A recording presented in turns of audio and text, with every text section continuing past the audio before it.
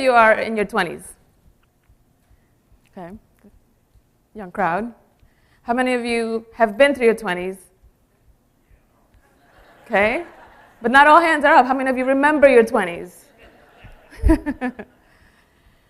There are actually three big moments in my 20s that I remember. The first one is when I gave birth to my daughter, who's now 18. Where has the time gone? The second one was when I was told that I was diagnosed with stage 4 cervical cancer and was given, this is the hand gesture that he gave me, given about a year to live. And my whole world just dropped. My daughter at the time was 3 years old, and I was a young upstart in the financial services field. And so I went home kind of like in a daze. What am I supposed to do with this? What now? And paralyzed and angry. Because I was thinking, like my whole full life is ahead of me. What the heck? Who decided that this was the best plan? There's a word called crisis. The Chinese character is a composite word in Chinese. It has two characters in the Chinese language. So the first character stands for danger. A crisis has a danger component to it. The second character is opportunity. It also has opportunity embedded in it. And it's almost like the very raw ingredient of your crisis has the solution embedded in it. And so I had to get really clear about what I was going to do. That this was not an indictment on the end of my life. And I remember a mentor once told me, you're going to have to make a decision. Because I was going back and forth. What am I going to tell my family? What am I going to tell my daughter? How am I going to plan for the end? Who has an estate plan in their 20s? What do you even put in it? And so my mentor said to me, you're going to have to make a decision. Do you want to live or do you want to die? Because the things that you have to consider when you're preparing to die are very different than the things that you must consider if you're choosing to live. If you're going to choose to live, some of those things, all of those things, you can't even look at them. You cannot even consider them. And if you're choosing to die, then it doesn't matter what alternative healing methods are out there, et cetera. That's not your bag, right? How many of you have read Shakespeare? Romeo and Juliet, anybody? You know how that ends? Yeah, not good for Romeo. And for a lot of us, we tend to associate ourselves as though we are a character in some life story that we're playing. And my challenge to you is, what if you're Shakespeare? What if the pen is in your hand and you can actually decide how the story ends? So there are 4 pivot questions that I have used myself and that I use with my coaching clients to get them to get centered and clear on what it is that they want to create.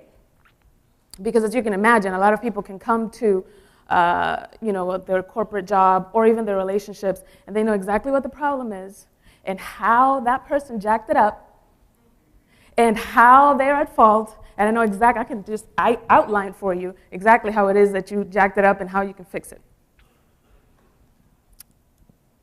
And we tend to forget that even though the circumstances may be beyond your control, what you do with it is up to you. So the first pivot question that I ask myself is, who's speaking? Who is speaking?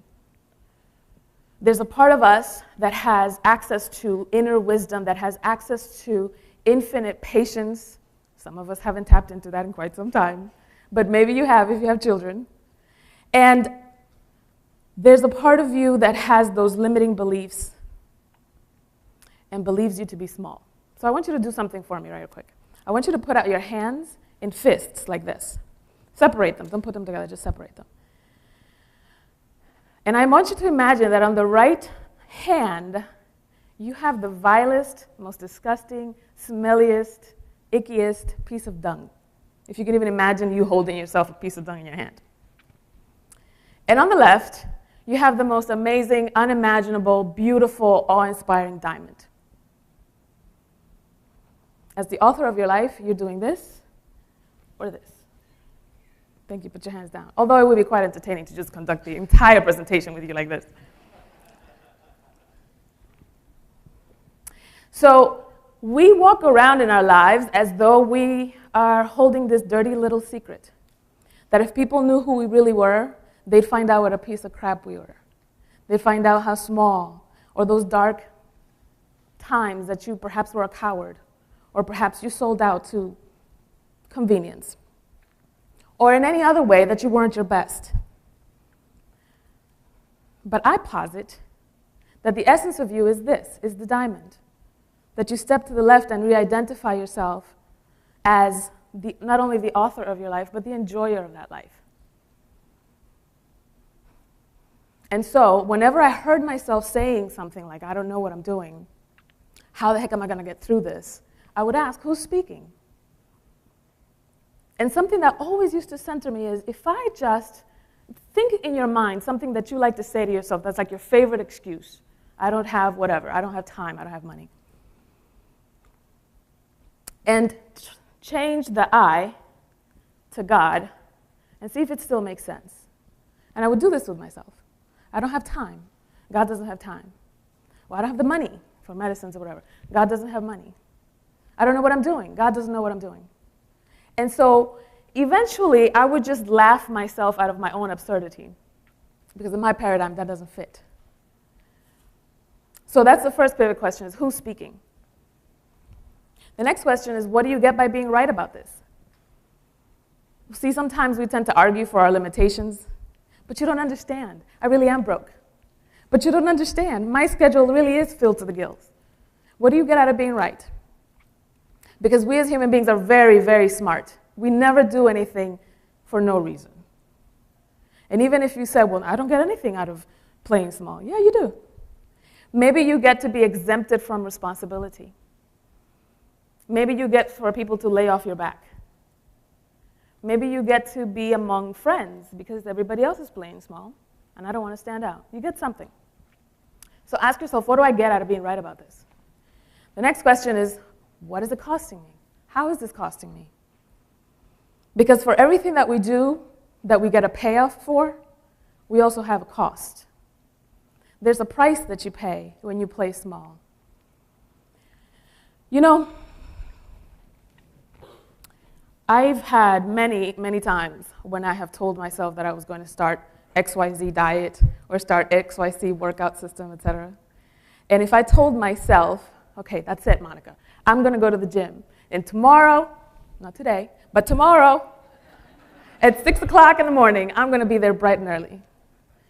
98% of the time, I was lying to myself.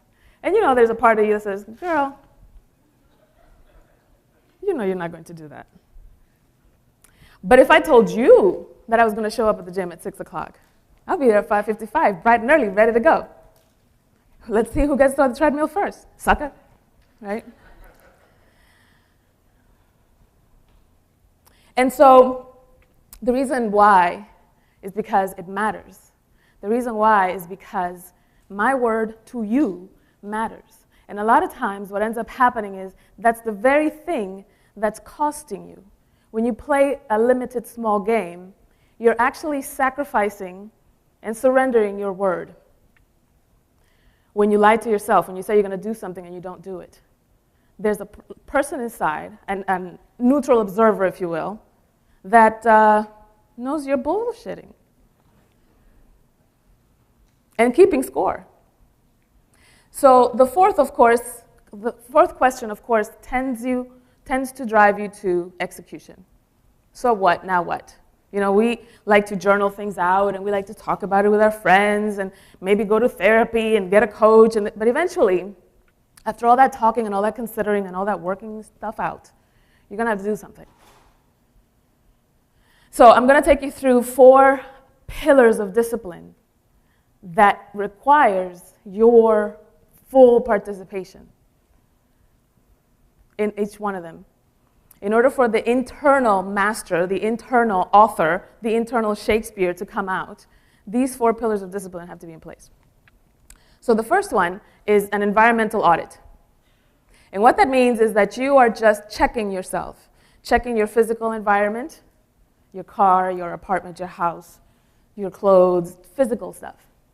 Check that. Does that all play in alignment with the level of excellence, the level of mastery, the level of leadership, the level of badass that you say that you are?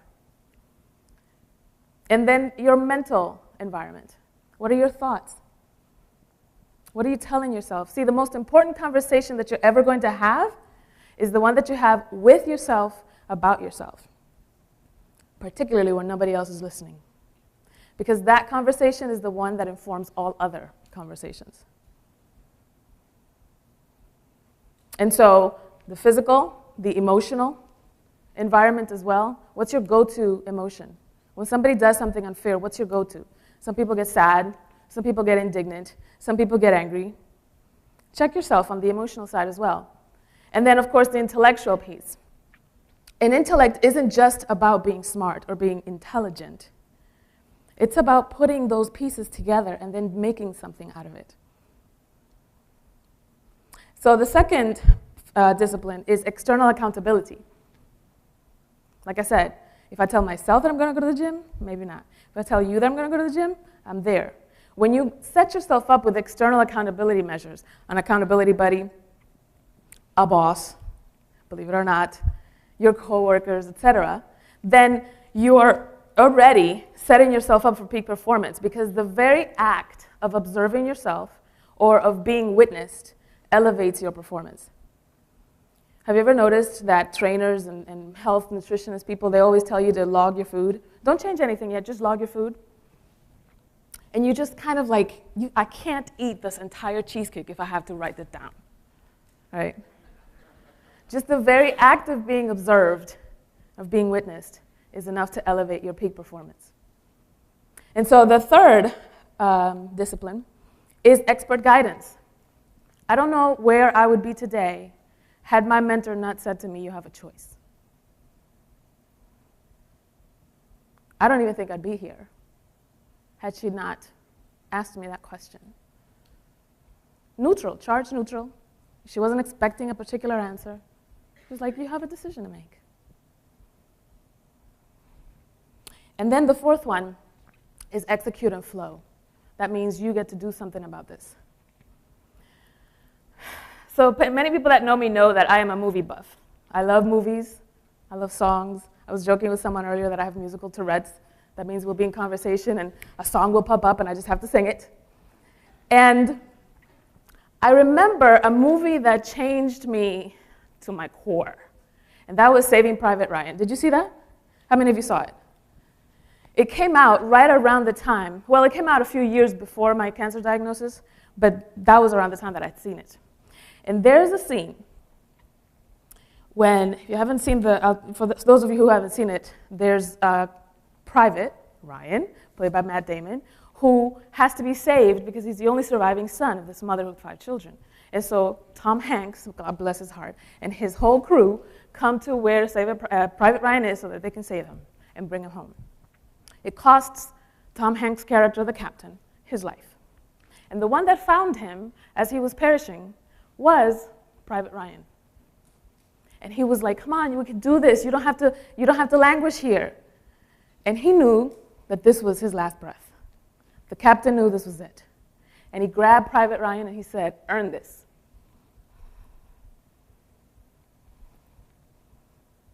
So then, the movie fast forwards to Private Ryan as an old man, standing at the tombstone of his captain. And his wife comes to see if he's okay. He's older now, maybe a man in his 60s, 70s, and he's just kind of recalling who he's been in his life. And he turns to his wife and he says, have I been a good man? Because he remembered that he made a promise to earn this life. And so I want you to look at yourself, put your hands in front of you. And sometimes we're in a time of doubt. Touch your right hand what you're touching is matter. So if you ever have a question about whether what you do or who you are matters, that's been squashed. We have proof you matter. And now, what you get to do is design and live your life in such a way that if this was your magnus opus, if your life was a book and you were offering this book to the world, what does that say about you? Because you are the author and the protagonist. And so what do you get to say? In most of the spiritual traditions, there's a point where the favorite disciple asks the master or the guru, and the guru turns back to him and says, who do you say that I am? And life is asking you the same question. Who do you say that you are? And so a lot of times we tend to just position the good stuff, right? We want you to see our successes, our degrees, our accomplishments, because all that is just kind of the covering for the piece of dung that we think we are or that we suspect that we are. But when you're the diamond, you can't wait to unleash all that. And there's a part of pressure. It takes pressure to create a diamond. It's messy, it's chaotic. And so if you don't see the whole process through, you won't end up with this. That's why you get to thrive through it. Because even the darkness and the shadows, that is the raw material for the amazing piece of treasure that we all are and that we get to be and that we get to live out. And so, my last question, as you walk out of here and you step into your life, in every moment, life is asking you, who do you say that you are? Thank you.